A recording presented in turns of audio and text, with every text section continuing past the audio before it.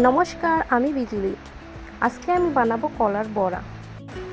এখানে আমি পাকা কলা নিয়েছি কয়টা, ভালো করে চটকে নেব হাত দিয়ে। দেখো কত সুন্দর করে চটকে নিয়েছি।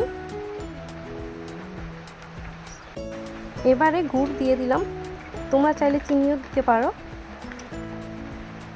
আর দেব আটা আর একটু চালের গুঁড়ো,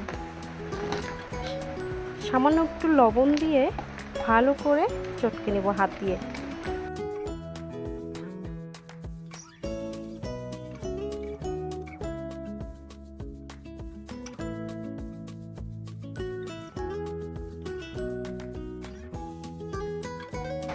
গ্যাসে একটা কড়াই চাপিয়ে দিয়েছি, এবার দিয়ে দিব রিফাইন্ড তেল। তেলটা খুব ভালো করে গরম করে নেওয়ার পর বড়াগুলো এক এক করে বড়ার শেপে দিয়ে দেব। হ্যাঁ, এখন কিন্তু গ্যাসের ফ্লেম একদম লো টু মিডিয়ামে রাখতে হবে।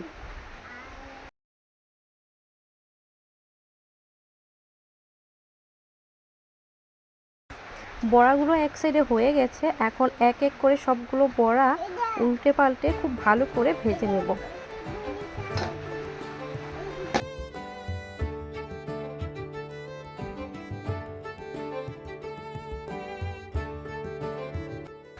দেখো কত সুন্দর কালার এসেছে। বড়াগুলো আমার ভাজা হয়ে গেছে।